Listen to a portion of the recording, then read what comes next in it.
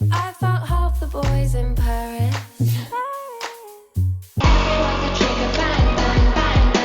This woman is gonna break me. And honestly, I would not want to cross her either.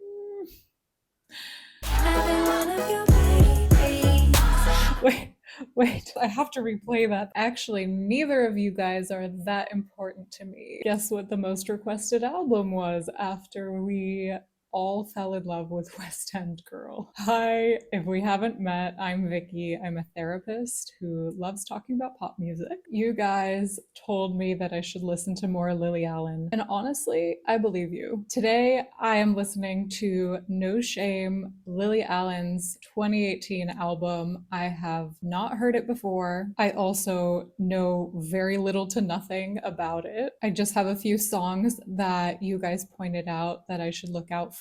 Apples, 3, and Everything to Feel Something, which looks like they're over here in order in the middle of the album. One thing about me is my favorite kind of text to receive from a friend is, "Hey Vicky, I think you should check out this album or this artist because I think you would like them." And the reason I love getting messages like that is because a human being has taken their experience with an album and their knowledge of me and how I feel about certain music and combined that to make a really educated guess about what I might like to listen to. And so that's exactly what you guys have done with this album. You watched me fall in love with Lily Allen on West End Girl, and you guys said that I should listen to No Shame next. So I'm really excited. And I kind of like going into albums with zero context because, as someone who usually knows a little bit of lore about the artists that I listen to, I like drawing connections. I enjoy drawing connections. But to be completely honest, there's something really refreshing about going into an album with almost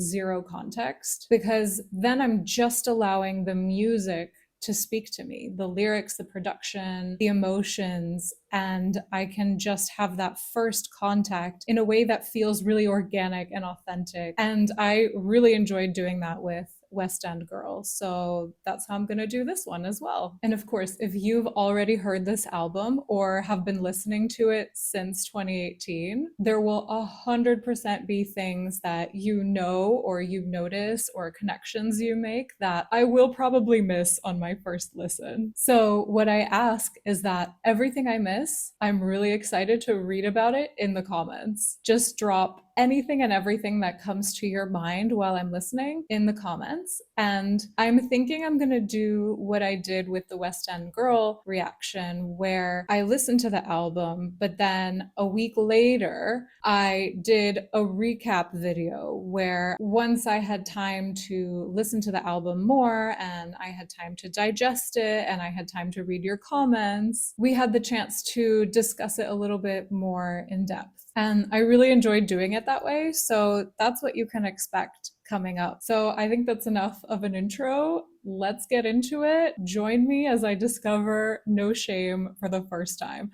I'm really excited. Come on then.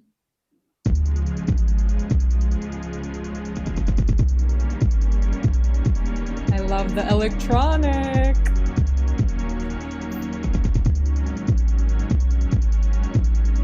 Try to keep an open mind.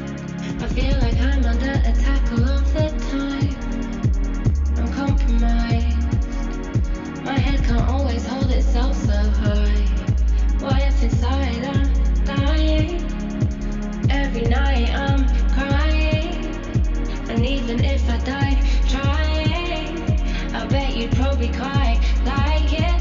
Yeah, I'm a bad mom. Ooh, just got chills. I'm a bad mother. Okay. I was wondering, it feels like she needs to present herself a certain way outwardly. And then she contrasts that with how she's feeling on the inside. Already we've got the raw, honest lyrics. And I was wondering, what is she referring to? Is she talking about fame? Is she talking about in a relationship where she feels like she can't be fully honest with the other person? But she's telling us bad mother. Ooh, and a bad wife. Okay, I need to stop reading lyrics before I listen to them. I'm a bad mother, I'm a bad wife. You saw my on the socials, you read it online. If you go on record saying that you know me, then why am I so lonely? Cause nobody fucking phones me. Okay, so maybe she is referencing fame, everything that people read about her online, the lies that people can make up, the loneliness. Gosh, it's like that Britney Spears song, Lucky. Isn't she lucky? And yet she cries at night. You say you see how I move. Tell me then, tell me then. Don't act like you've been here too. Think again, think again. I think you are being rude. Come on then, come on then, come on then, come on then, come on then.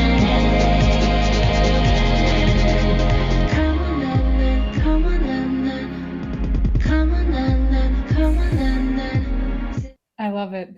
She really does this so well. She did this so well on West End Girl, and she's doing it here now, where she takes a line and she repeats it, but it's like slightly differently. She's switching up the production when she does it, and she does it in a really catchy melody that is for sure gonna get stuck in my head. This line is so key. So many people feel entitled to criticize parents, to tell mothers they're a bad mother, even when they're not a mother, or even if they are a mother, but their experience of being a mother is completely different. And people do this with famous people all the time. They get so much criticism, these poor famous people. It's so easy to write a comment, but really, you don't know what it's like.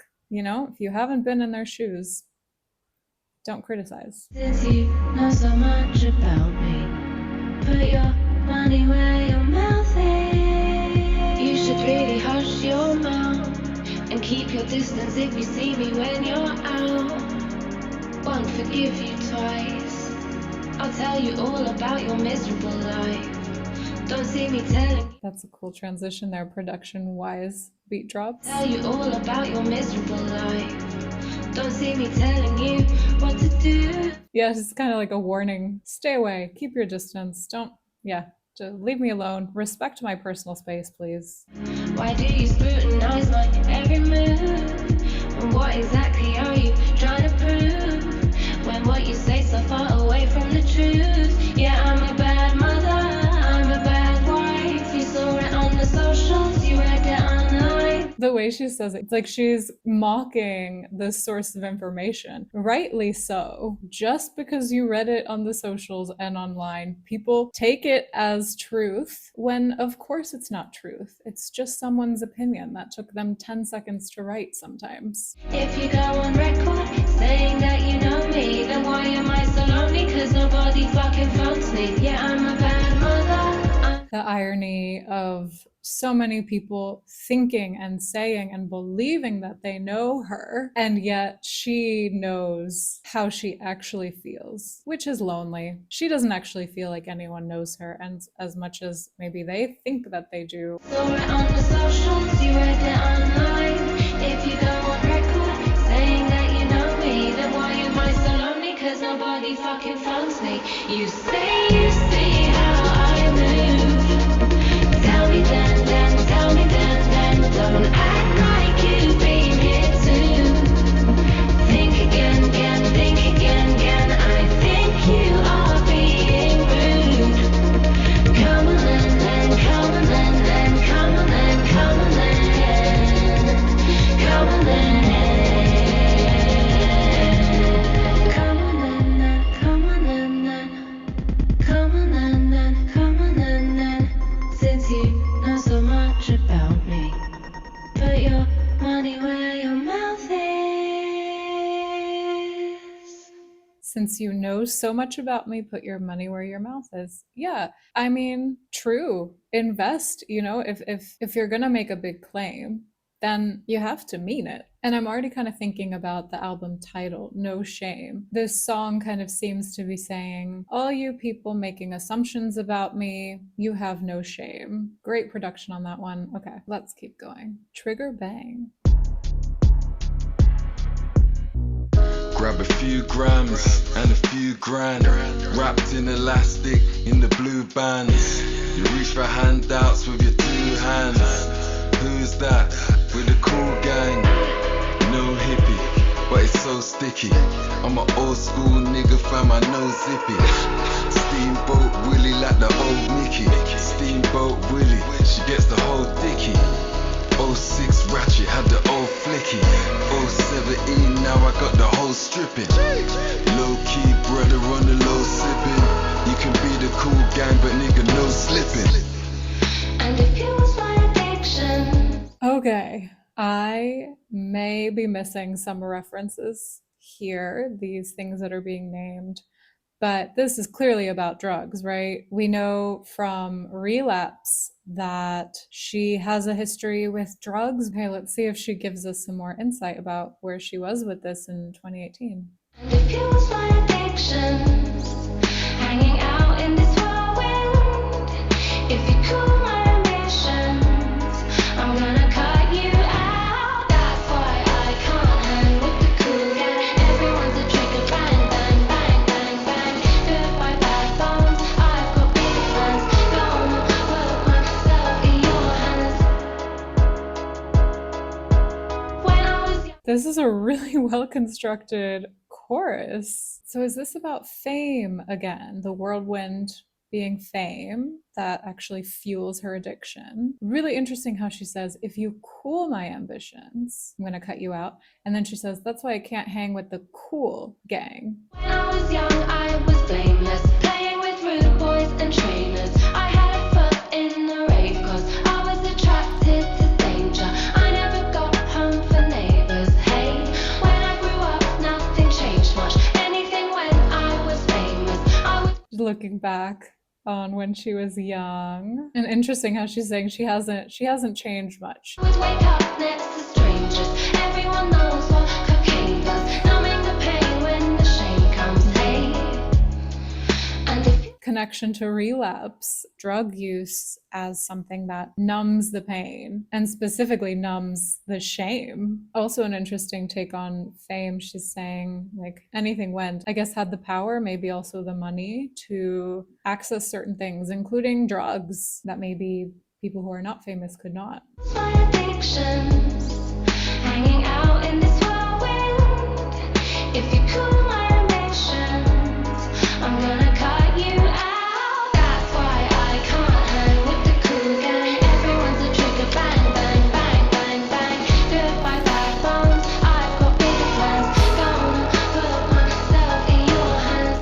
This is so catchy. This is so catchy. This is such a good workout song, I feel like. And she likes guns, doesn't she? I mean, we heard the gunshots in Madeline. And again, a play on words where she's saying everyone's a trigger, like people trigger her emotionally, but also hands on the trigger. She's got a gun. She's firing warning shots. You know, stay away from me. I'm a badass. Why I can't hang with the cool gang. Everyone's a trigger, bang, bang, bang, bang, bang. And you can hear the gun sort of, I don't know the term for when you like prepare a gun to shoot it, but I can hear that sound in the background. Do it by bad bones, I've got bigger plans. Gonna put myself in your hands. What does she mean this part? Goodbye, bad bones. I've got bigger plans. Gonna put myself in your hands. Back in the day, like a yo-yo. Then in LA at the chateau. Someone would say, did you bang? No. I shake my head, I say no. Another play on words. Bang, as in the gun, trigger, bang. Also banging a person. Maybe we did, I don't think so. Hey, I need to move on and grow some. Been in the firehouse for too long. LDN's burning so tan one. I'm gonna love you and leave some. I'm gonna go while I'm still strong. Hey, and if you was my addiction. You know, it's really cool how the song started off with that rap and how she's singing this. She's got some rap elements to how she just drops each line and how the rhymes are going. It's really cool. She's good at that. Hanging out in this whirlwind. If you cool my ambitions, I'm gonna cut you out. That's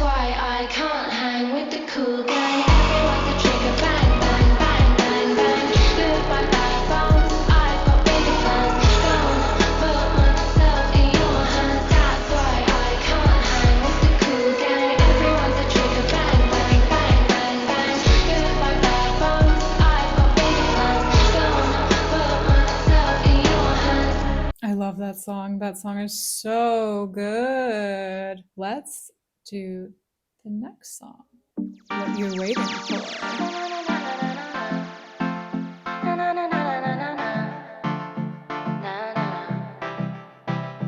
Since we separated, I've been suffocated, oh yeah. All the empty space in my head. At first I felt liberated by it, but solitude is overrated. The other day I swear someone said, someone else is sharing your bed. Just thinking back to one of the first comments I made when I was listening to the song West End Girl, the first track on the album West End Girl, was, wow, that rhyming, how she just drops rhyme after rhyme after rhyme, and she just keeps doing it. She just has a way with the rhymes. Because it's one thing to drop rhyme after rhyme, but it's another thing to have them connect into an actual story that makes sense and takes you through a narrative. Someone else is sharing your bed. Maybe you picked up where I left, and now my heart is sinking. I don't know what I've been thinking. I turned a strong man weak. I threw him down, brought him to his knees. I'm hoping somehow he'll forgive me. I think to myself, what are you waiting for? God, the melody on that, her voice and that chorus, she has hurt this man and she's feeling bad. She is feeling guilty. And it sounds like this man is maybe moving on, but she's clearly not moving on in her head. What are you waiting for? You'll never be sure. Swinging back and forth. Just leave him alone. What are you waiting for? Just leave him alone. Who is she talking to? Herself? Leave the guy alone. Why are you sort of playing with his heart, potentially? Like going back and forth, telling him one day she wants him, another day she doesn't. You'll never be sure. Swinging back and forth. I just don't know. She's saying, look, you'll never be sure, just end and move forward. Or she's talking to someone else who needs to do that, who just needs to let go and accept that if you're never going to be sure about a relationship, you just need to leave that person alone. Just go. Now the dust is settled, I should probably level. Okay, and since she's saying, I just don't know, that's probably herself, right? That she's feeling unsure. If that is the case, if that's what this song is, then that's really cool because she's taking accountability of her ambivalence. That's a huge sign of self-awareness to be able to say, you know what? I am not sure. Part of me wants to, part of me does not want to. And I'm owning the fact that I'm conflicted about it. If that's the case, I love it. You meant it when I said I do. Don't know why I was untrue with everything I put you through. How to make you feel if I said I still love you. If I could go back, select tool, press undo. Never thought we'd be this couple. I ran at the first sign of trouble. So she was married to this person. This is pre-West End Girl marriage. She's showing how conflicted she is emotionally, and she's owning that she ran at the first sign of trouble. So some avoidance going on, potentially denial as well. I turned a strong man weak. I threw him down, brought him to his knees. I'm hoping somehow he'll forgive me. I think to myself, The sadness is hitting me of this, where she's sort of realizing everything she did. It's like, I did this. I hope he'll forgive me. Oof. what are you waiting for? You'll never be sure. Swinging back and forth. Just leave him alone. What are you waiting for? You'll never be sure. Swinging back and forth. I just don't know. Talking to herself, admitting that she's not sure. She's going back and forth on this relationship, and really she owes it to him to be honest. Honesty is coming up again as a theme, just like it did with West End Girl. She's saying, what are you waiting for? What are you waiting to be 100% certain? Because you may never be 100% certain. And it's better to just accept that and make a decision to let go anyway than to keep lying to yourself. Since we separated, I've been suffocated, oh yeah. All the empty space in my head. Best I felt liberated by it. But solitude is overrated. Another sort of conflicting feeling where on the one hand she feels liberated by breaking up and being alone. That's exciting, there are possibilities, but also it's really effing lonely. And even on that she's going back and forth, this idea of I do want to be alone, no I don't want to be alone. The other day I swear someone said someone else is sharing your bed. Maybe you picked up where I left. Now my heart is sinking. I don't know what I've been thinking. You don't know what you've got till it's gone, right? It sounds like now the ex-husband is sharing his bed with someone else. Maybe that's contributing to some of her doubt, because sometimes when the reality sinks in, oh, I've really lost this person, they're really going to go be with other people, is when you start to acknowledge that other part of you that's saying, well, oh, maybe I don't actually want to be alone. Maybe at least part of me doesn't want to lose this person. I turned a strong man weak. I threw him down, brought him to his knees. I'm hoping somehow he'll forgive me. I think to myself, what you waiting for? You'll never be sure. Swinging back and forth. Just leave him alone. What you waiting for? You'll never be sure. Swinging back and forth. I just don't know. This is really cool to hear this from the perspective of the person who is unsure, the perspective of the person who does go back and forth. Because sometimes when you're looking from the outside, that back and forth person, you either see them in the mental state of, I want to be with you, I'm 100% sure, or you see them in the mental state of, I need space, I can't do this. And what she's doing is giving us an inside look into that kind of person's thinking and feelings, where internally they're really conflicted. And when they come to you and say one thing, they're kind of ignoring the other part. And it's truly admirable how she just owns both of those perspectives into one and says, I am conflicted and I'm hurting someone because I'm not just choosing what needs to be chosen, making a clear decision, communicating that clearly and moving forward. I love it. Great writing on that song. Your choice. Not gonna lie, but this might be dying. Surprised cause I thought you were alright. Feels like every night we're fighting. No, please don't sigh. Yeah, it's all fine. Don't cry every time. Love the background music on this. Excellent production. The way she just said, no, please don't sigh. Yeah, it's all fine. Wow, that's the kind of literal conversational writing I just love in music, where it's almost like she's speaking directly to the person. It's walking that line between music and actual conversation, and she's capturing that feeling of no, please don't sigh, no, it's fine, I promise, where because of the guilt she feels about the other person's feelings, she wants to reassure them as a way of reassuring herself as well. It's like she's trying to convince the other person it's fine, I know we're fighting all the time, but it's fine, I'm fine, we're all fine. Don't cry every time I get a text, every time my phone rings. Don't be upset, baby, I've always said that a man can own me. If you really wanna go, that's fine, babe. That's your choice, not mine. Okay, why would this person have a reason to be upset for her phone ringing? Is it because she has men calling her and she's sort of reassuring him, don't worry, like no man can own me? Or is she telling the man she's with, no man can own me, I can do whatever I want, I can call whoever I want? And this is a little passive aggressive. If you really want to go, that's fine, that's your choice, not mine.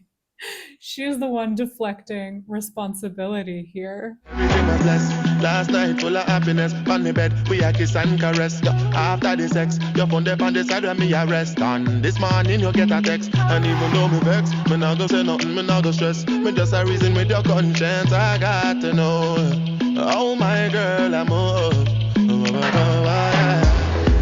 So this male voice is bringing in the male perspective, potentially, saying, this is kind of strange. After sex, your phone is getting your attention. And even though I'm not happy about it, I'm not going to say anything. I'm not going to stress. Don't want to rock the boat. And then she's coming back in. She's going to respond. Every time I get a text, every time my phone rings, don't be upset, baby, I've always said that a man can own me. I don't know if she's trying to be reassuring, like, no need to cry. Because the way she's expressed that makes me think she's the one who's uncomfortable with the man crying. She wants him to stop crying because it makes her uncomfortable. If you really wanna go, that's fine, babe.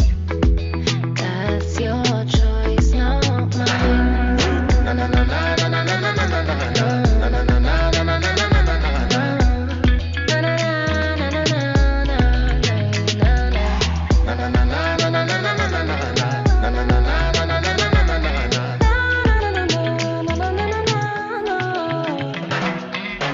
I'm kinda bored of this back and forth thing.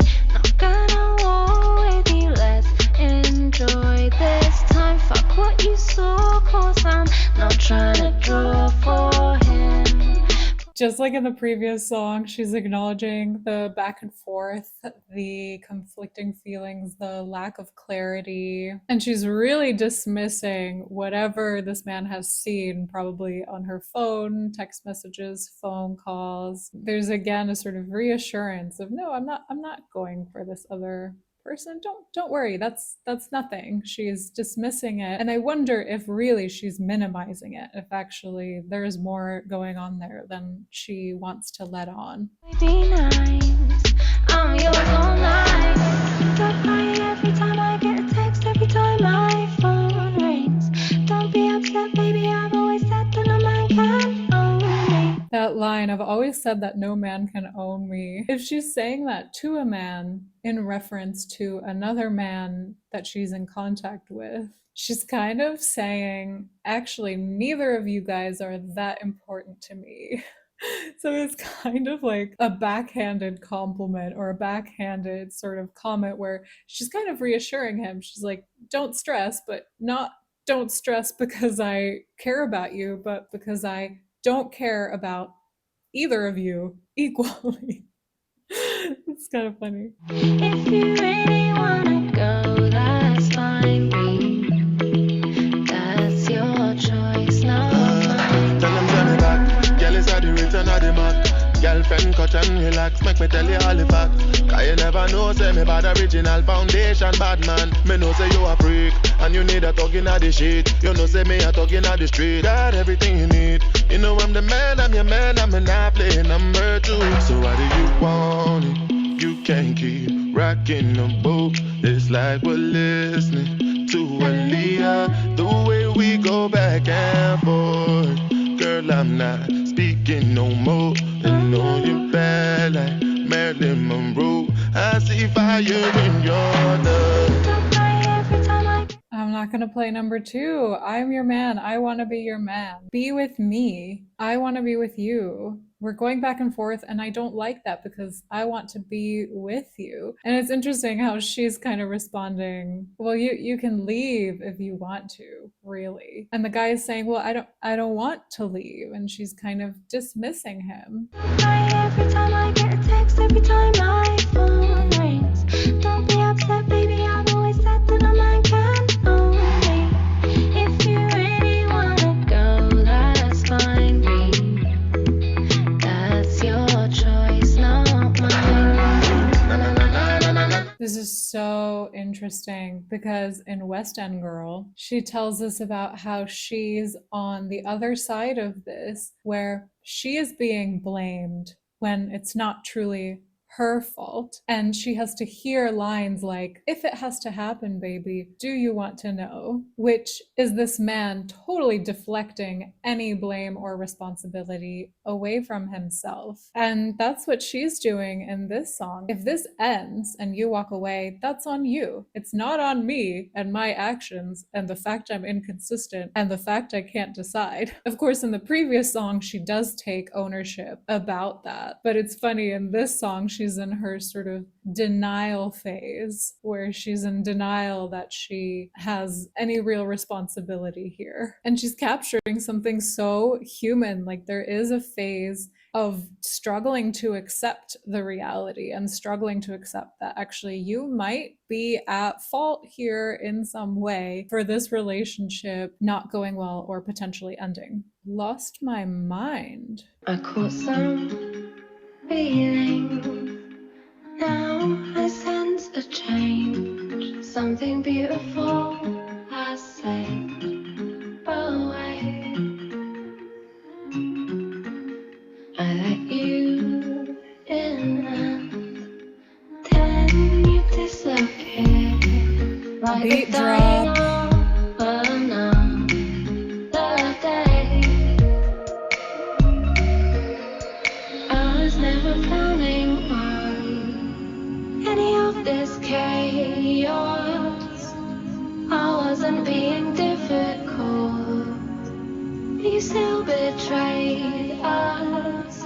Now I'm stuck in a rut. On the theme of blame, this is interesting. Here she's saying, I wasn't being difficult, but you betrayed us. You were the one who disappeared. This is interesting. Just listening to this, I would say this is about a different relationship. It's a different relationship dynamic than the one in the previous two songs, or at least a different moment, maybe in the same relationship, but a different moment in time. Let's see what the rest of the song says, but also you guys let me know if there's something about her relationship history that's worth noting that would help to connect the dots a bit here. I'm stuck in a rut, kicking stones, looking at my phone all night. Maybe I've lost my mind when I couldn't breathe, couldn't sleep. I hope Lily is getting support to get better sleep, because in 2018 she wasn't sleeping well, and in 2025 she's still not sleeping well with all the sleepwalking and the ruminating that she's doing. This is really sad, the picture she's painting. She's awake at night, she's lost her mind, she's really, really unwell. Then you say it stopped me right. Maybe I've lost my mind. You say it served me right. Ooh, is this some kind of punishment, or a person is telling her that this is punishment for something that she's done, or that she somehow deserves to be up all night and suffering so much? You're on the ceiling, I'm down here on the floor. He's be coming back, he's be begging for more. Beg for me reference. You're on the ceiling, I'm down here on the floor. Oh, when I heard you're on the ceiling, I sort of imagined, like, if you're laying awake at night and you can't stop thinking, it can feel like all of your thoughts and all of the people that you can't not think about are in the room with you. You're sort of staring up at the ceiling and you can almost see them there. But also the contrast of you're on the ceiling and I'm down here on the floor, there's such a huge gap there. If ceiling is the max and down on the floor is absolute rock bottom, there's a comparison going on there, of maybe an emotional comparison, that she's really unwell and this guy is just somewhere else, on another planet, on another level. They're not connected, that's for sure. I knew there'd be other girls, and I like the danger. Once or twice I've seen your soul. You're always strangers. I'm sorry, I can't hear the word stranger in a Lily Allen song anymore without thinking. Of course, this was 2018. I have to remind myself she was not putting an Easter egg 7 years ahead of time. I knew there'd be other girls, and I like the danger is really interesting. So there was something thrilling to her about the possibility that this person could have other partners. Maybe it was even agreed in some form, but also in this song, she doesn't sound so sure anymore. So maybe she's also conflicted about that. In a rut, kicking stones,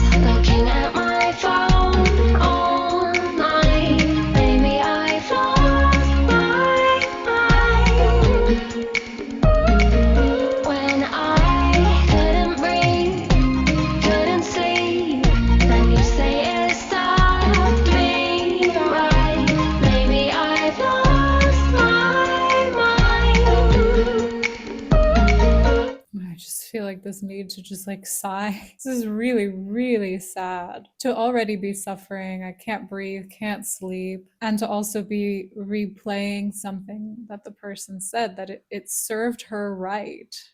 It's a lot of heaviness here. You wouldn't give me closure.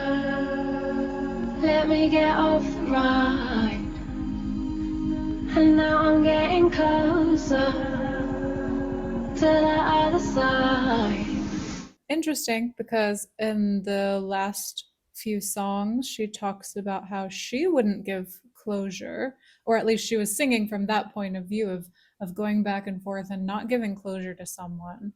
In this song, she's on the receiving end of not getting closure. And we can see how distressing that is. She's losing her mind. She's really unwell. It's a very unsettling place to be.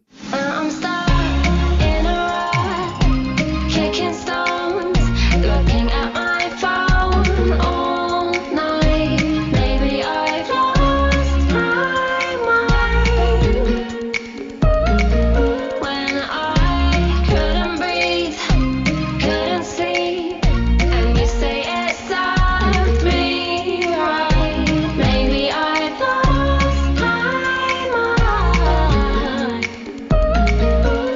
Stuck in a rut, kicking stones, looking at my phone all night. She changes the melody there. I would argue that the melody becomes sadder as she goes on. Maybe I've lost my mind. Stuck in a rut, kicking stones, looking at my phone all night. Maybe I've lost my mind.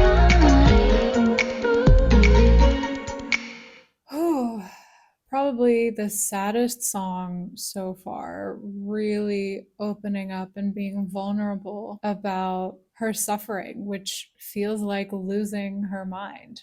Really emotionally evocative, really beautiful song, actually. Next, we've got Higher.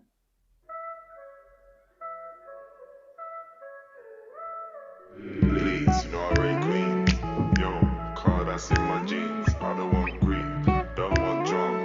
I just went out for a little Chinese. Had Chinese, then couldn't leave. I lost my phone and my cards and keys. Came home 4 o'clock.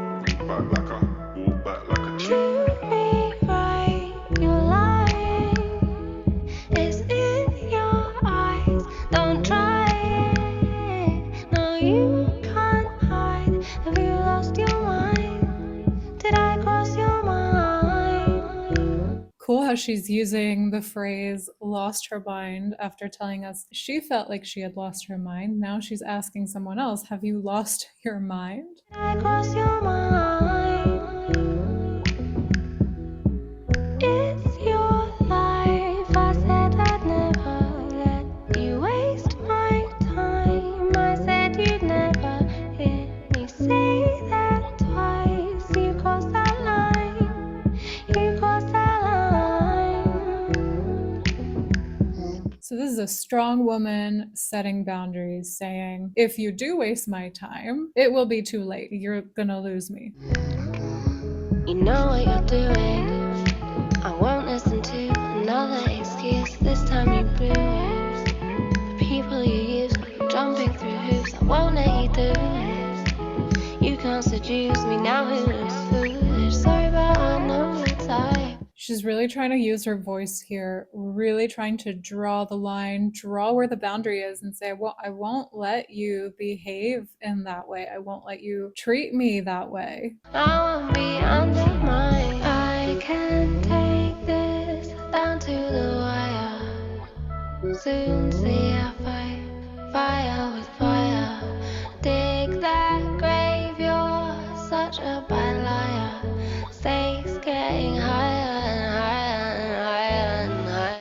I think she might be the rhyming queen. And she likes her sort of fighting and war metaphors, doesn't she? Fighting fire with fire. She's really establishing herself as a strong person, and she's basically saying, don't cross me.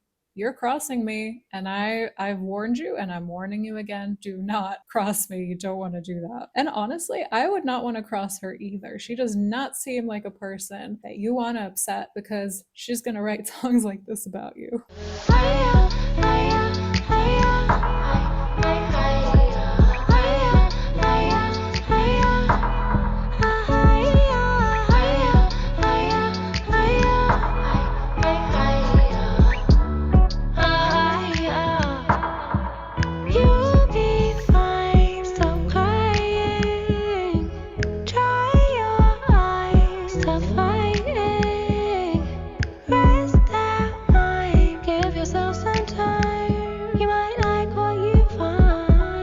Is she talking to the other person or to herself? It could kind of work both ways, I feel like. This could be read as slightly condescending, as in, you'll be fine. Stop crying. Dry your eyes. Like, stop fighting, give up, just move on, you'll be fine. But I think it could also be read in a really empowering way, almost like she's looking at herself in the mirror and she's saying, look, I know it's hard, but you will be fine. Stop crying. Stop fighting fire with fire. It's not going to get you anywhere. We can do this. We can move forward. So I want to hear your interpretations. Who is she talking to here, and what do these words mean? Also, you might like what you find is kind of an empowering statement if you just take some time to yourself, work on yourself a bit, do some self-reflection. You might be surprised to find a lot of strength and good qualities in yourself that maybe you didn't even see before.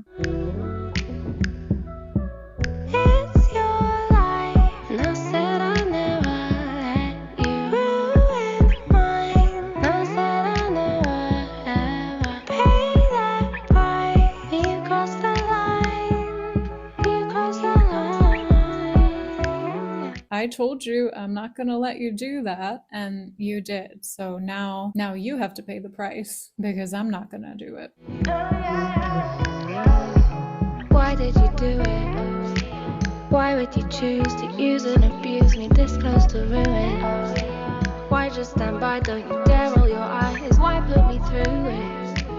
Enough with the lies, I know what the truth is. Sorry, but I know you're tight.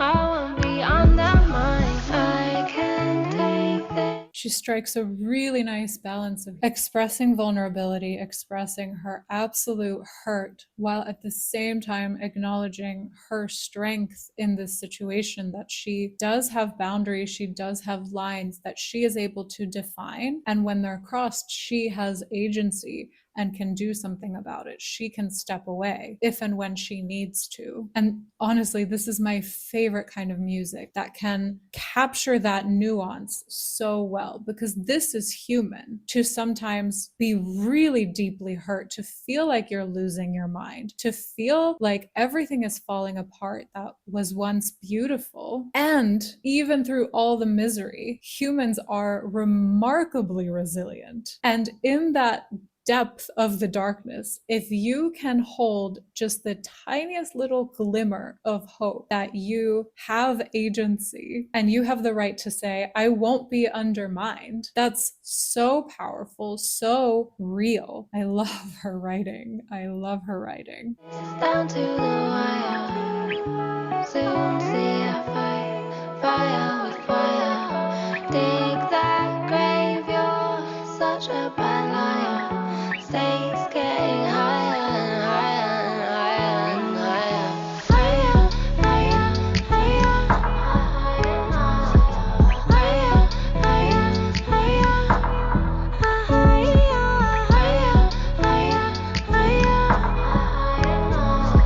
One last thing about this song, the line, "You're such a bad liar," is also such a good one, because it is an insult to the person. First of all, you're a liar. Second of all, you're bad at it. So you're trying to be something and you can't even be good at being morally questionable. But it also has this empowering element to it, because she's able to see his lying. She's able to comment on how good or bad of a liar he is. And that in and of itself, that distance, that ability to observe, gives her a certain power. So she's insulting the guy and in a way giving herself some credit for being able to see it and label it, which is kind of cool, kind of funny. Okay, next one. We have Family Man. Ooh, okay. I think someone somewhere in my comment section said that Lily's father is a famous actor. And so I'm wondering if this is going to be about her father. We'll see. Know that you love me, though I'm young and stupid. I am wild and ruthless. You're better off without me. I am more than selfish. I am tired, I'm helpless. If I had the time of day, I might give all my days to you. It's not always easy being a family man. Ooh, the melody on that line. I love how there's piano in the background. It's kind of an echoey, electronically altered piano. I'm not 100% clear who the I is here. I wonder if it is the father talking and calling himself young and stupid, even though he is a father. I mean, that's the thing. Just because you're a parent doesn't mean you're immune to being young and stupid, you know? If I had the time of day, I might give all my days to you is a beautiful line.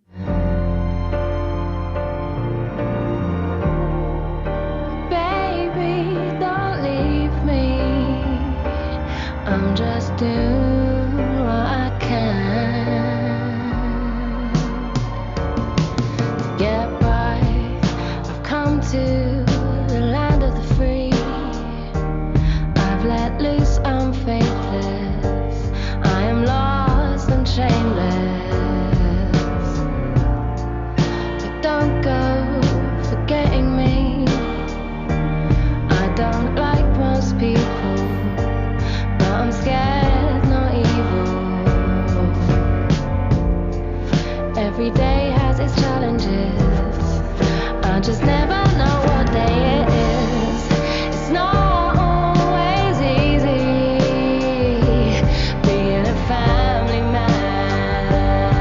So we're getting this really complex character. Sounds like just trying to build a better life. And the fact I don't like people is not because I'm evil, I'm scared. There's a vulnerability there, there's complexity there. It really makes you empathize with whoever the speaker is. This is someone who's struggling and sounds confused as well. Baby, don't leave me. I'm just doing what I can to get by. I hope we're gonna pull through, but darling, I need my time away from you. I hope we're gonna make it through, but darling, I need my time away from you. Really powerful bridge. I want to be with you, but also I need to move to another country, take my time to figure things out. That's really hard to hear from the other end of things. Imagine hearing that. You're going to say, well, if you want to pull through, why are you distancing yourself from me? If you want to make this work, why is your focus elsewhere? It's not always easy. It's not always easy for the family man. And it's definitely not always easy for the family if this is the way that the man is communicating with the family, distancing himself from the family, even if it is for work, even if there's a really good reason, if it's about financial stability, whatever it is, it's not going to be easy for the family either. Being a family man.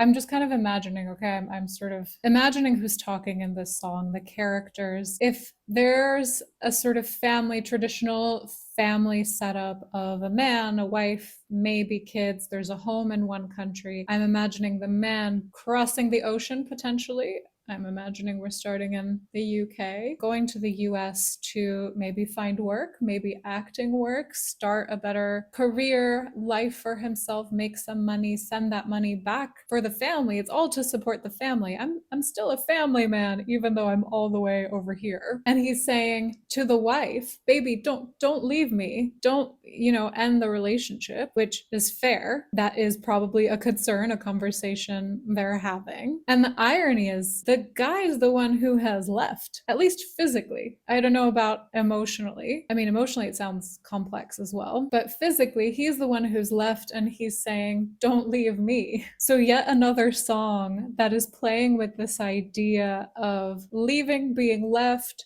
Whose responsibility is it if the relationship ends? Is it the one who physically distanced themselves? Or is it the one who's going to call it and say, you know what, I can't do this anymore. This is the end. It's really interesting. Just do what I can to get by. I know we're gonna pull through, but darling, I need my time away from you. I hope we're gonna make it through, but darling, I need my time away from you.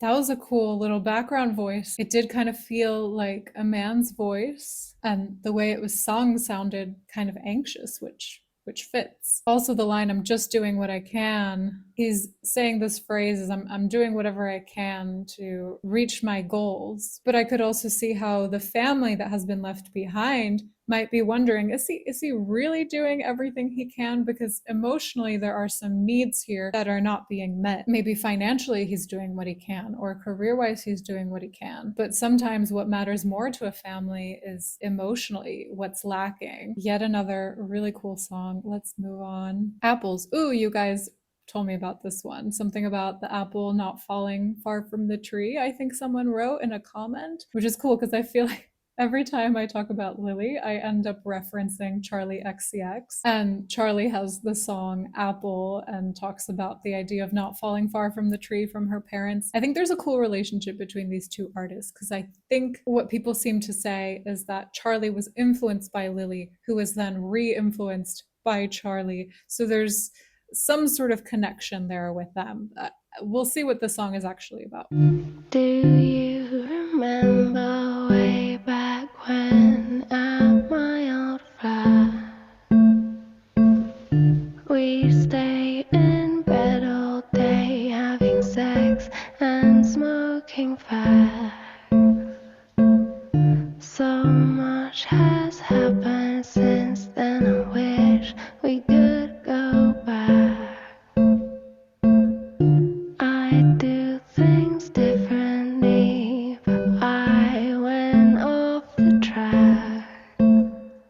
So cliche for me to say I never meant to break your heart. This is a cool line. I'm not usually normal, but this time I did something exceptionally unusual. And she's starting off with idealizing the past, kind of like she starts off in West End Girl. It's really funny the age difference though, because in West End Girl, the past she's idealizing or at least painting that picturesque picture of is a fancy brownstone home in New York. Whereas here she's romanticizing a younger, potentially teenager, early 20s vibe of what feels good when you're that age. I'm to blame for all your pain. I never could have played that part. I had to do it, baby. We were both depressed. I'm to blame for all your pain. It's interesting. She is very clearly, very explicitly blaming herself here. It feels like in the other songs, she was referencing this idea of blame and responsibility in these more indirect ways. Here, she's just very clearly, very literally saying, I am to blame for your pain. Towards the end, we were not even having sex. I felt like I was only good for writing the checks. I like a drink, but that does not make me a wreck. So cliche for me to say I never meant to break your heart. That contrast of only being able to offer the relationship financial stability and not really being there physically and emotionally when it really counts. And it kind of reminds me of Family Man, where there's that sense of, I am going to another country to provide financially, to provide stability. That's what I'm going to be good for, even if emotionally things are not feeling as stable. I'm to blame for all your pain. I never could have played that part. So cliche for me to say I never meant to break your heart. I'm to blame for all your pain. I never could have played that part. 1 year and you gave me a set of keys. 2 years and you bend it down one knee. The way she's describing it feels like there was some sort of mold, some sort of role that she was being asked to fit into. And looking back, she's kind of saying, I never could have fit into that. I never could have actually been that. 3 years and we're living out in the country. 4 years and you're giving me my beautiful babies, but it was. Okay, so I know she has kids from West End Girl. This must be the father. Really cool how she says 1 year in, 2 years in, 3 years, 4 years, we've got the baby. The way she lays it out, something about it feels a little bit quick. I mean, sometimes that kind of pace can feel absolutely right in a relationship, but I think just something about the context of the song and the way she's putting each line directly after the other sounds to me like maybe that was too quick of a pace for her, for this specific relationship. Too much for me.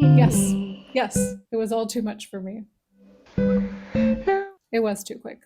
I'm exactly where I didn't want to be. I'm just like my mommy and daddy. The apple doesn't fall far from the tree. I love this introspection. I love that she is reflecting on the ways that she is similar to her mommy and to her daddy. I guess that apple doesn't fall far from the tree. I guess that apple doesn't fall far from the tree. I guess that apple doesn't fall far from the tree. I guess that apple doesn't fall far from the tree. Gorgeous vocals, gorgeous little harmonizing in the back. Also, the production is so minimal. Her voice and the emotion just really stand out. It's really beautiful. I guess that apple doesn't fall too far from the tree. Guess that apple doesn't fall far from the tree. I guess that apple doesn't fall far from the tree. I guess that apple doesn't fall far from the tree.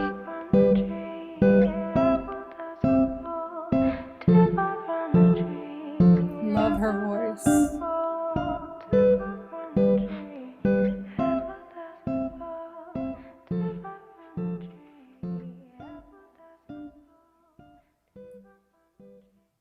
Great song. I love this about her writing, that she is reflective. She is introspective. She's trying always to find her role in these dynamics and to take a healthy sense of accountability for what she might be bringing to certain dynamics. I love an introspective artist. I love when artists take accountability because they're modeling that for us. You know, when artists share a song like this, it can help us to reflect as well. Well, in what ways might I be similar to my mother and father? Of course, we're different people, but you never know how genetics, nature, and nurture, both the genes that you share and the experiences that you've shared with parents, can have an influence on you as a person. And it can just be useful and really empowering to reflect on what those patterns might be, just so you know, just so you can change what you want to change and keep what you don't want to change. Okay, 3, you guys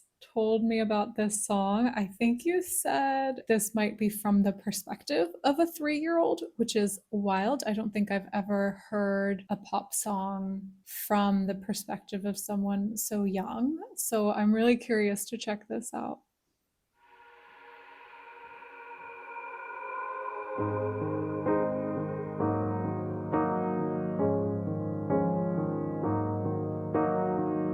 You say you're going, but you don't say how long for. You say it's work, but I'm not sure. You say you love me, then you walk right out the door. I'm left here wanting more. I feel like I need to gather myself.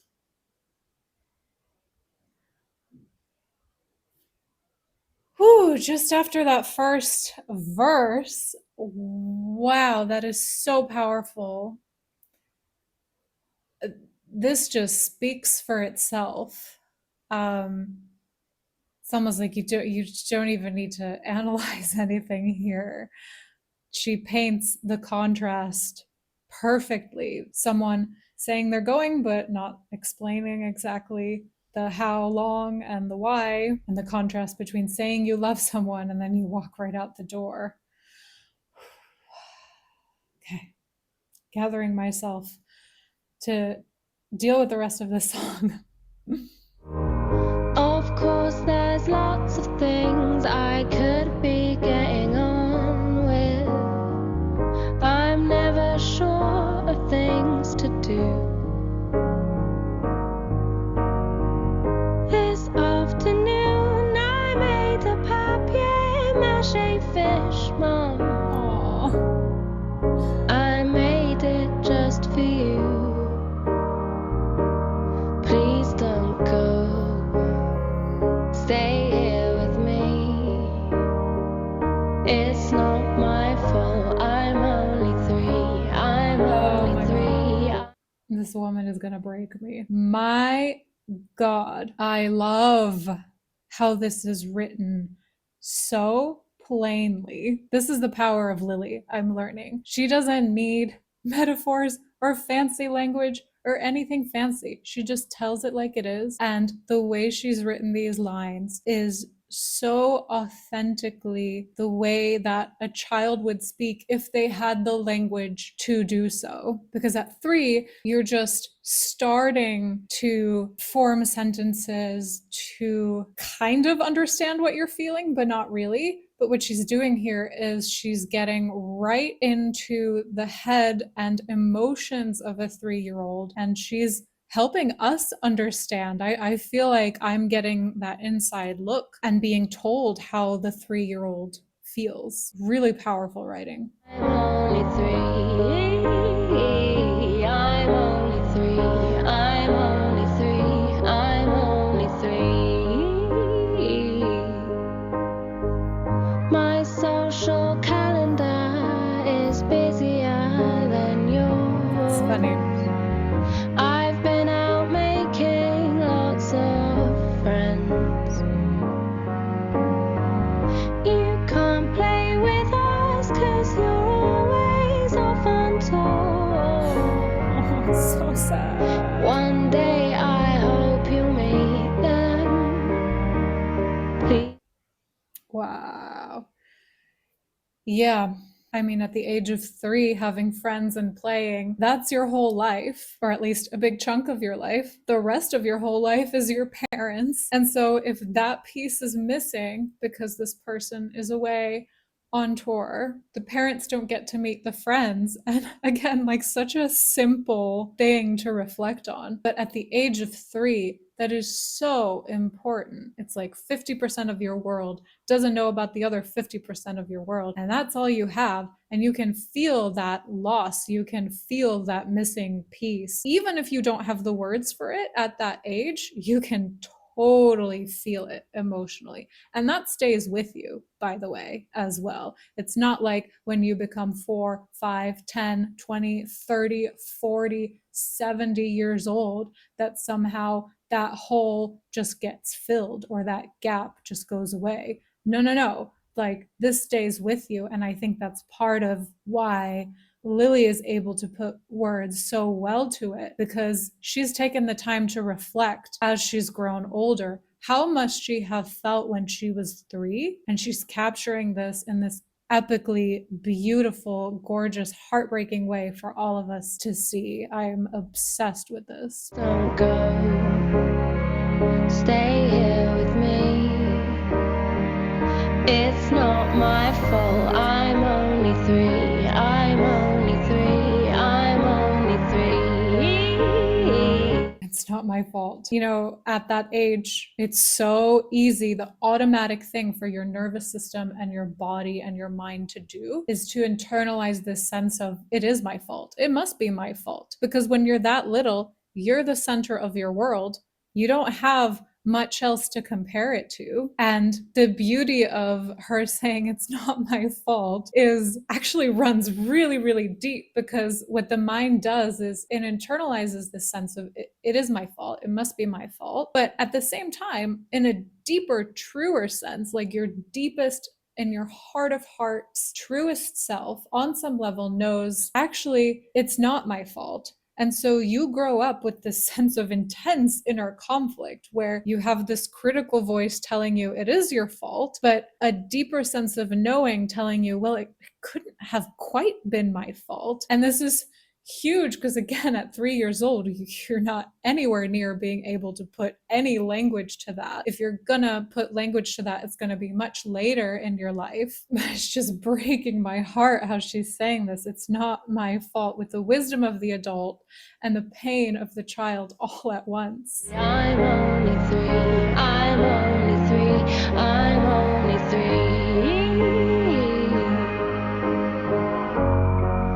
When things feel black and white, we'll do some coloring in. Okay.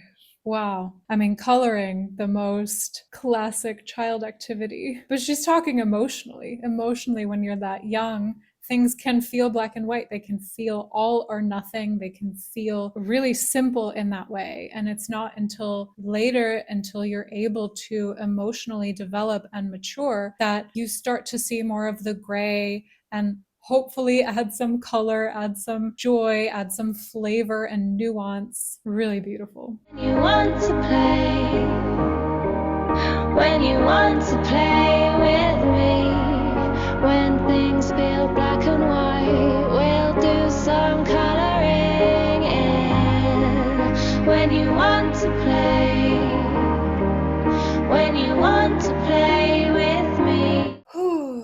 I know she's saying when you want to play, but it kind of feels like an if you want to play, a sort of hypothetical in the future, like when that moment comes, whenever the moment comes, when you can be present with me, can play with me, maybe together we can add some color, because right now it feels black and white. It feels all or nothing, like either you're here or you're not. And it's almost like she's saying, I'm relying on you to be able to be here with me, to do that coloring in with me, which is so human, so universal. There's no child that comes out this fully formed adult. There's no such thing as little adults. A child needs an adult present to guide them through their emotional development so that then they can do their own coloring in and everything that symbolizes. A child cannot emotionally regulate on their own. They need an adult who is emotionally regulated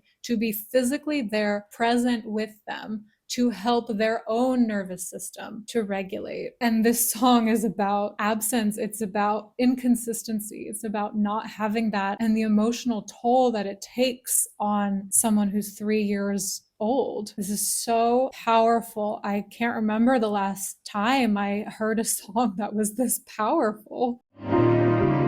Please don't go. Stay here with me. That voice in the background sounded childlike. It sounded like a crying out for please. I need to replay that. Please don't go. Stay here with me. It's not my fault. I'm only 3. I'm only 3. I'm only 3.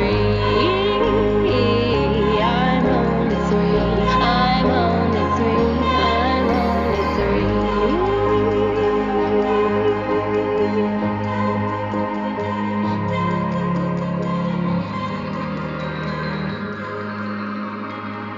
That line, I'm only 3, holds so much meaning. I'm only 3. That's why my world feels black and white. I'm only 3, so I need your help to color it in. I'm only 3, so I need you here. Please don't go. I'm only 3. I want to play. I want to introduce you to my friends. Those are the things that are important to me. I'm only 3, so I don't have the words to say it's not my fault. But deep in my soul, I know it's not my fault because it's not my fault because I'm only 3. I'm only 3, so I can't quite tell if you're being honest here. You say it's work. I'm not sure if it's work. Is it me? Is it my fault? Is that why you're leaving me? I don't know these things. There's so much I don't understand. I don't know how long you're going to be gone for. Even if you told me 2 months, 4 months, 2 years, I'm only 3, so I can't quite conceptualize that. I can't quite make sense of that. Incredible song. Incredible, incredible, incredible song. I'm obsessed with this song. Amazing. Absolutely amazing. I'm going to take a break here, not because this song has completely emotionally wrecked me. Not because of that, I promise, but because I did not time my filming well today. So I'm just going to pause here and come back. And I hope the transition in the video is not too awkward, but I will come back, I promise. You say you're going, but you don't say how long for. Okay. We're back. I'm sorry about that. I should know by now that Lily's music makes me talk a lot and I should budget more time. But while I was away, I just thought of 2 more things about this song. One, I mean, her first verses are just so powerful sometimes. I remember I had that feeling in West End Girl as well, where you just start a song and you're floored right from the start. And then the other thing I wanted to say, this line is just getting me so much. This line, I'm only 3. Of course, this song is from the perspective of the 3-year-old, but just imagine, just for a second, a 3-year-old looking you in the eyes when they're in pain, or even worse, you've done something to hurt them and they're in pain, and they look you in the eyes, and with this pained look, they just say, I'm only 3. I'm only 3. Such a powerful line. I'm still blown away. Just incredible. This song is absolutely incredible. Okay, we're gonna move on. Everything to Feel Something. Cool title. I've tried everything,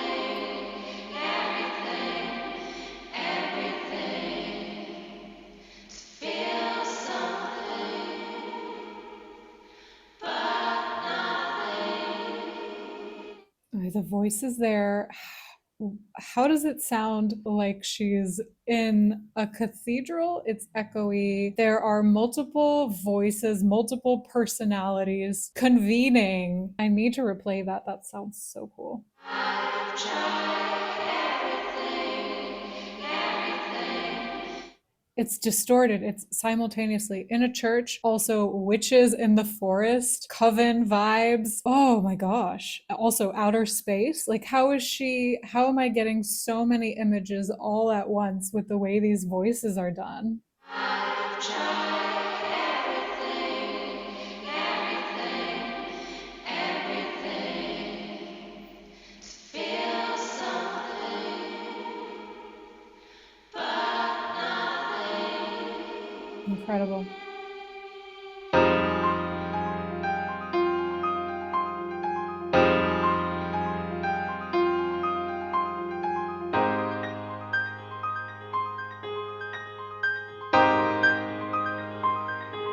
I feel it in my gut. I'm gonna let you fuck me. My intuition says, let's do this. No, I'm being used. I'm just another thing to do. I don't know why I do it to myself. Giving all my worth to someone else. So one of the things she's trying is to connect with people physically, maybe even emotionally, just trying to find a sense of worth, to find a feeling, to just feel something again. Maybe she's been numb. Potentially there are drugs involved. Also, I just realized my headphone settings were a bit off. So that first part, I'm just going to listen to again because I want to hear how it sounds with my headphones being fixed now. Still creepy.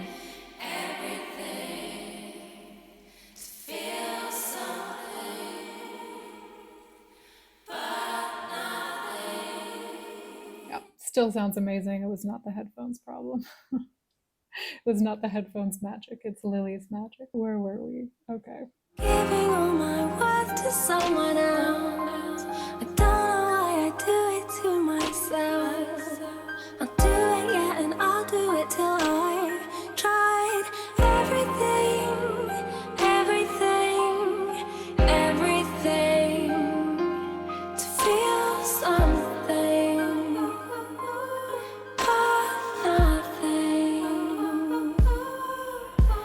My heart aches, my heart aches, my heart aches.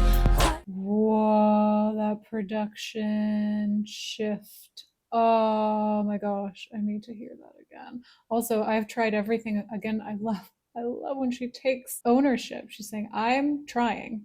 I'm the one who's trying here, and I'm the one who's concluding nothing is really working here. Nothing.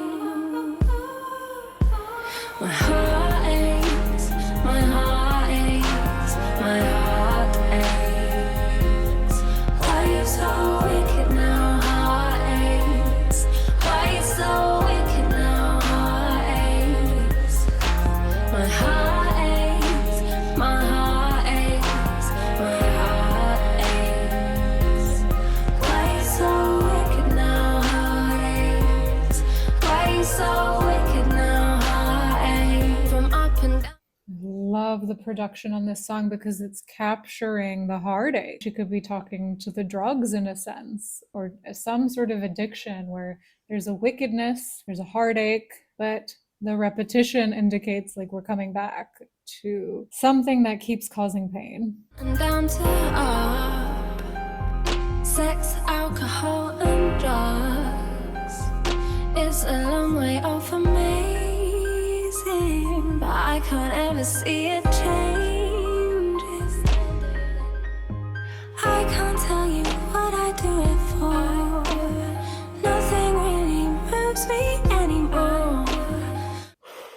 You know, in Relapse on West End Girl, I'm sorry I keep referencing that album, but I've just been listening to it nonstop and I love it. And it's my only other Lily Allen reference point. But in Relapse, she talks about using drugs in order to feel numb. Like she's so overwhelmed with feeling where she just needs some drugs to ease some of that intensity and just push it down so she can feel numb. And here she's talking about how actually she feels numb. Nothing really moves her anymore. And she's trying so so many things with the hope that those things can get her to feel something. So it's kind of cool how Relapse and this song are kind of coming at it from a different perspective. But at the end of the day, really what she's saying in both songs is I need something external to help me regulate my emotions internally. I'm looking for something on the outside, in this case, drugs, sex, alcohol, in the hope that it can help me manage my emotions, whether that is bring me from a numb state to a feeling state, or whether that is bring me from an overwhelmed feeling state to a more sort of regulated state. Really cool how she plays with that. I can't tell you what I do it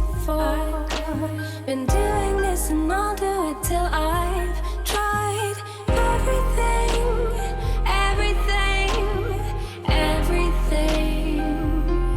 to feel something, but nothing.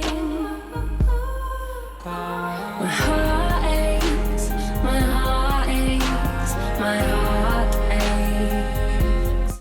God, I love that part. It has the same feeling that Relapse gives me, where the combination of her voice and the music just kind of takes you up. It's like this floating feeling that honestly is achy. Like there's a pain to it. There's a lot of distress to that. And I love the contrast of I can't tell you what I do it for. She's not actually sure what she does it. And at the same time, she's saying, well, I'm doing it to feel something, right? But at the same time, I don't really know like why. Why you so wicked now, heart aches? Why you so wicked now, heart aches? My heart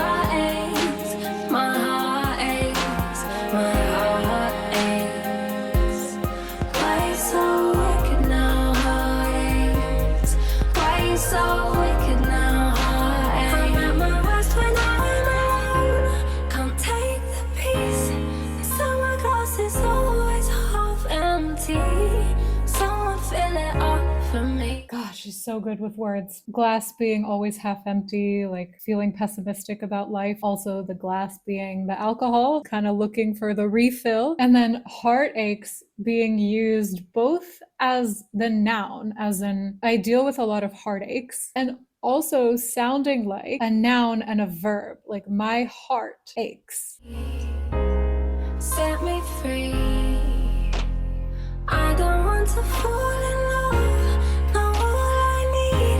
It's for someone to walk all over me. Close the door behind you, please. Wow, I need a second to digest that line. I don't want to fall in love. All I need is for someone to walk all over me. How broken to get to that point where you say something like that. And if someone walks all over you, that might be painful, especially if they're pink heels. Relapse visualizer, anyone? That's not a great place to be, to have someone walking all over you, but hey, maybe at least you will feel something. Let me be. I've tried everything to feel something, but nothing. My heart aches, my heart aches, my heart aches. Why you so wicked now, heart aches?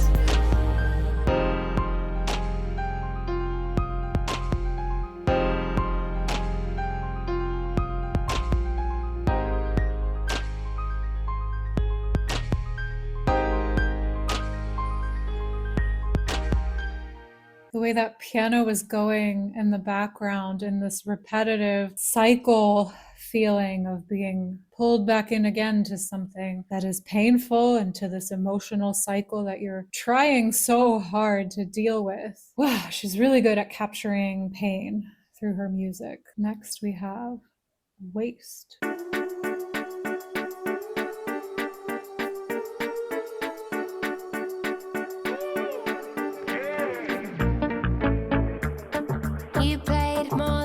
Feature. Back then when I was pleased to meet ya, you were on my team, you were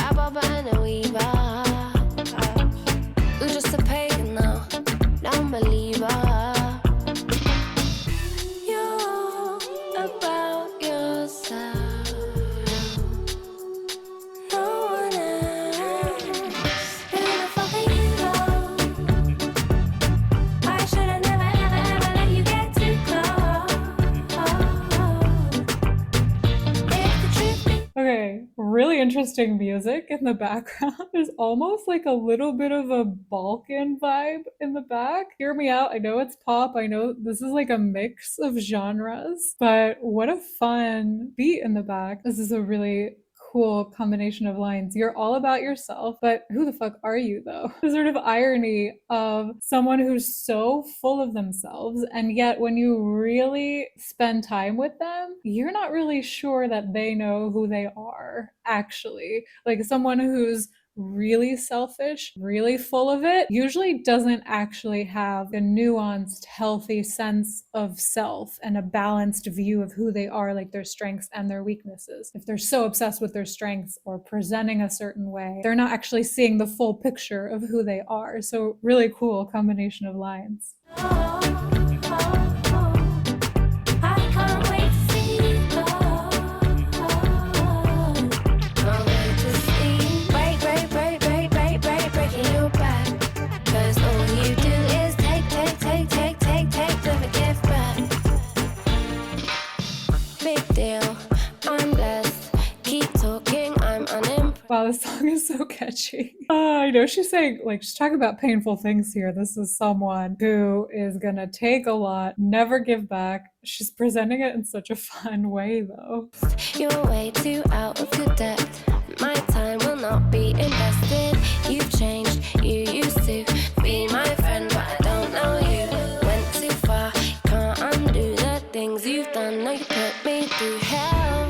You only care about yourself. I've just realized I haven't been paying attention to who's singing because there's Lady Chann on this song too, right? So I actually have not been paying attention to who is singing what. I don't know if there's maybe significance there or a conversation happening.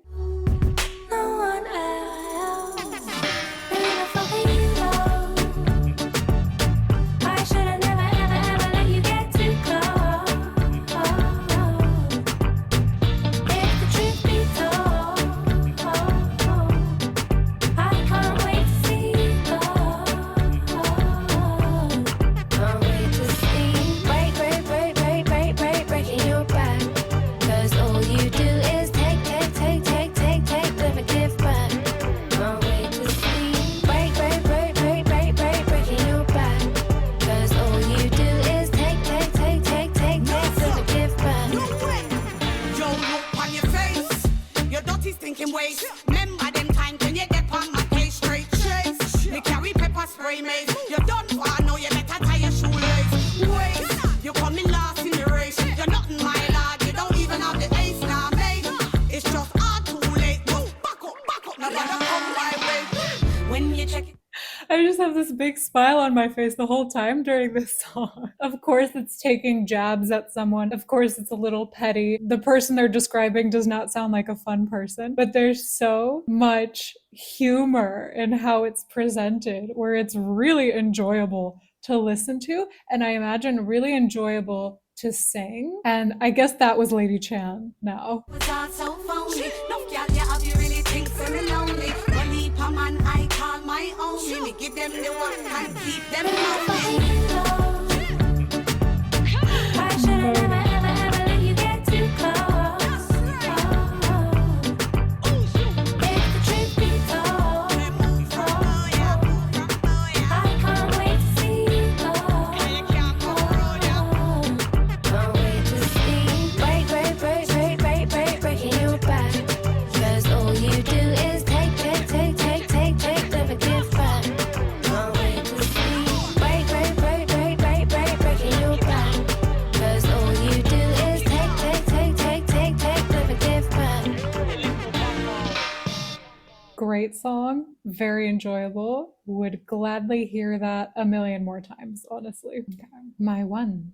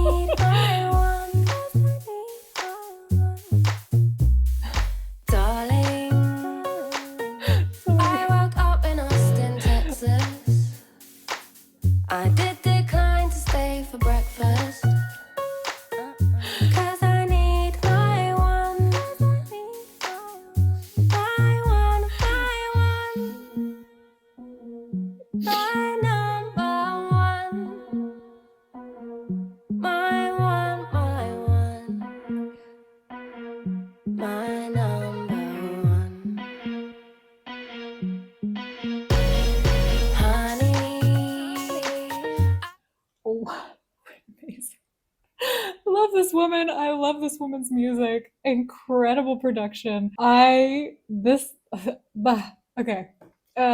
is hilarious. Okay. This is hilarious. She just kind of finds herself in all these different parts of the world trying to find her number one. She's so like naive and innocent presenting this way, probably laughing at herself. Love that. And saying, you know, I'm just trying to find my number one here. I'm just trying different things out, different countries, different states. Just, you know, just living life, trying to find my number one. Had a suitor in Vancouver. I put that loser in an Uber.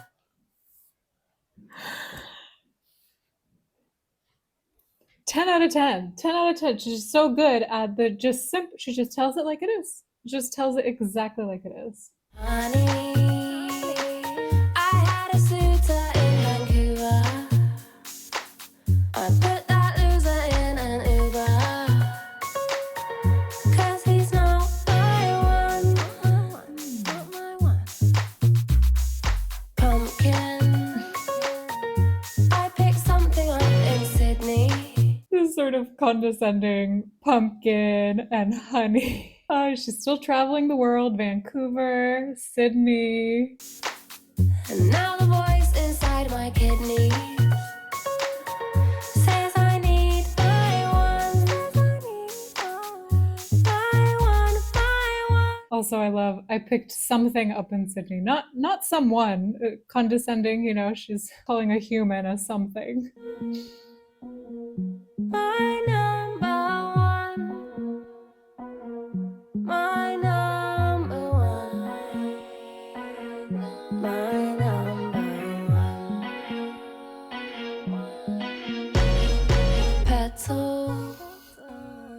Things in Gothenburg came undone. So I'm heading back to London for to see my one. My one, my one.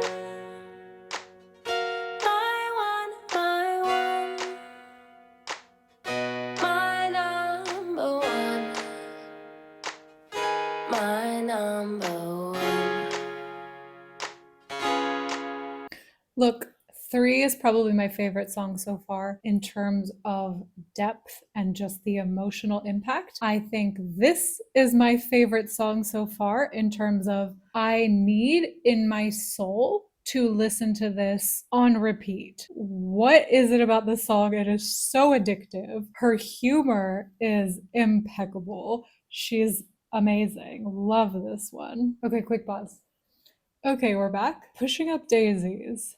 Next song. This is an interesting title for a song because doesn't this mean someone is dead and buried? So interesting. Let's see. Great line. Okay, what a whirlwind already. I'm like, what? She's saying a lot of things. It's like she's really building up. It's like I feel like I'm maybe sitting across a table with her and she's really struggling to form her thoughts and she's kind of building up to tell me something, and I can tell from her tone and from her lack of coherent thoughts that she's getting to something, but she still haven't told me. So I'm this whole time I'm like, okay, I'm suspense. Hello, what's gonna happen? Having one of your babies. Wait. Okay, she was building up not just to one thing, but there's like a few things there. There's like a lot of information. I'm ready to have your kids. I'm ready to get married. Take your last name. I want to save you if you'll save me. Is she kind of referencing again the inner child in herself, the inner child in the other person, like she does in Fruity Loop? And not only all of that, but she's making a full life commitment. She's saying, until we die, I'm committing. The fact she just dumped all of that right in that chorus is really funny. Again, I'm sort of picturing someone sitting across the table from me, sort of struggling at the start. You know, I want to say something, and then they just blurt it all out. By the way, I want this, that, and I'm ready for a full life commitment. Have your babies. It's a really cool. She's playing in this song with the sort of speed of communication. Sometimes we talk without really saying anything until suddenly we just say it all at once and it just kind of gets dumped out. Don't be scared, but sometimes I'm just going to drop lots of information on you all at the same time. That was cool, that musical part where she's saying, promise, you don't need to be scared. I'm not going anywhere. It is more sweet. There's a real sweetness, and maybe there's some genuine intention there. Like she's genuinely saying, my true intention is to stay and not to leave.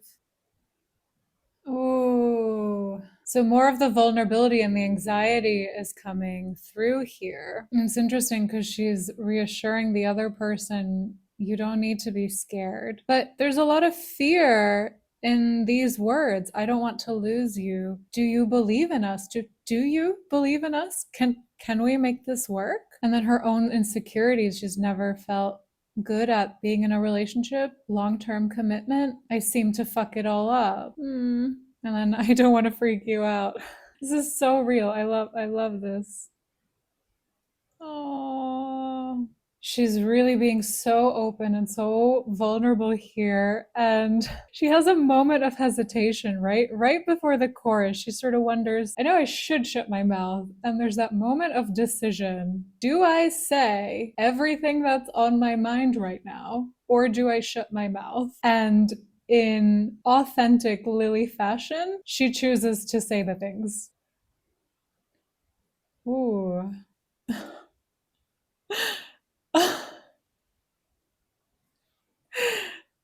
Ooh, a dressing down. What an amazing part of this song. That was the bridge, I guess. I have to replay that. That was so good. Talking about make the choice of do you say it all or do you not say it all? She's just thought dumping here. This is so honest. She's being so honest about the things she's worried about. And I love how real these details are. Losing our teeth, just a strain on the NHS. Amazing. All these UK references. She's so funny.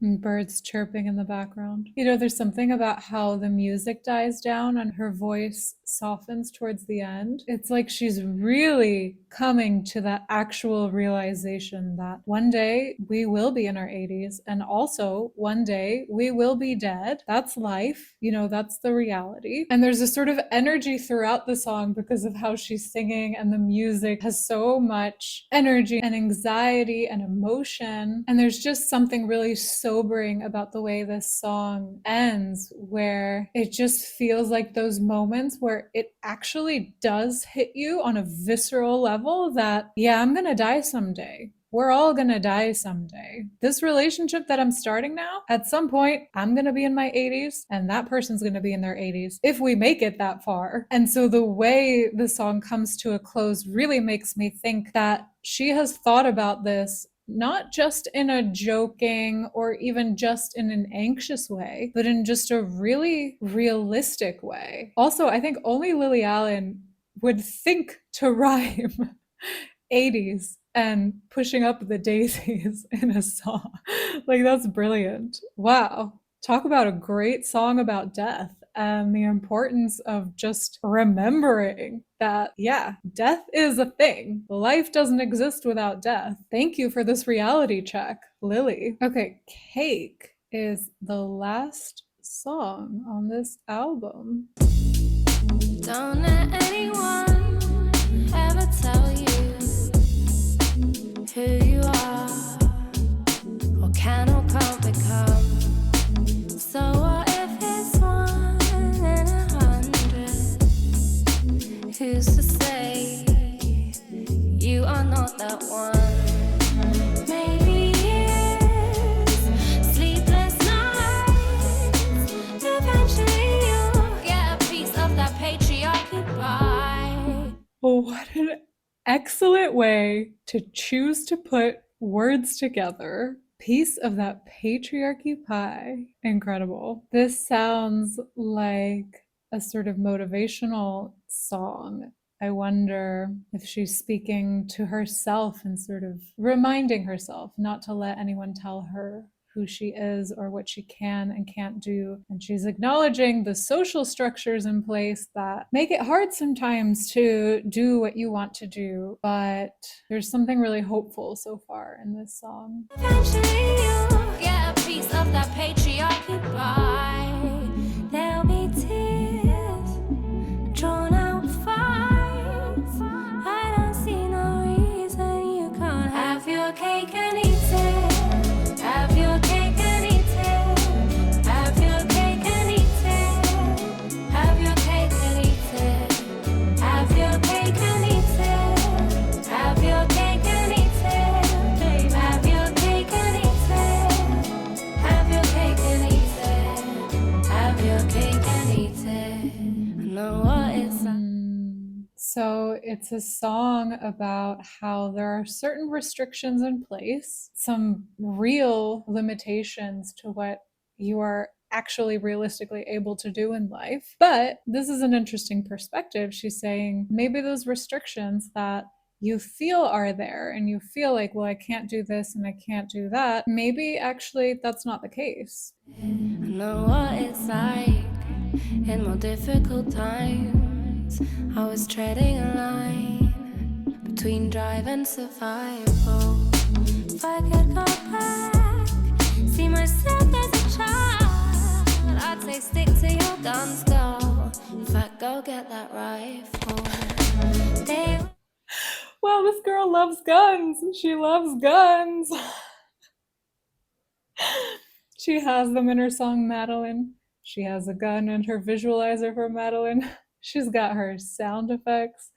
Stick to your gun, girl, is what she would say to her younger self. I'd say stick to your guns, girl. In fact, go get that rifle. They will try to take you down. Get in the middle, keep the world spinning round. Love this life, stand your ground. I don't see no reason you can't have your cake and eat it. Have your cake and eat it. Have your cake and eat it. Have your cake and eat it. Have your cake and eat it. Have your cake and eat it. Have your cake and eat it. Have your cake and eat it. Have your cake and eat it. Here's some love. She's talking to her younger self, right? That's how I'm receiving it. Or maybe her older self as well. You know, something that can be really healing is finding those messages that you really need to hear, both because there's a younger part of you that didn't hear them and would have benefited from hearing them, but also in a really cool parallel way. Your current adult self also still kind of needs to hear them. So I like to think of this song as her just saying those things that she needs and needed to hear. Some love, think you need it. You look so goddamn defeated. Why do you feel so cheated? Yes, believe it. Have your cake and eat it. Have your cake and eat it. I wonder if this part is just trying to give a little bit of encouragement. Have your cake and eat it. Have your cake and eat it. Have your cake and eat it. Babe, have your cake and eat it. Have your cake and eat it. Have your cake and eat it. Have your cake and eat it. Have your cake and eat it. Have your cake and eat it. Have your cake and eat it. Have your cake and eat it. Babe, have your cake and eat it. Have your cake and eat it. Have your cake and eat it. If anyone has seen the US version of The Office. There's a scene where Pam would like to be an artist and Jan gives her this opportunity to pursue something in art, and Pam just keeps making up these excuses, like these reasons of why she can't do that. And then Jan looks at her and says one of the most powerful lines in the whole series. She says, "There are always a million reasons not to do something." And I feel like this song is the song manifestation of that line, of that reminder that sometimes we are the ones making up the excuses or making up the boundaries. And actually, in reality, we're more powerful, or we have more agency or more options than we're allowing ourselves to believe. So it's a really sweet conclusion song to have. It's a really nice message to end on. I mean, this album, incredible album.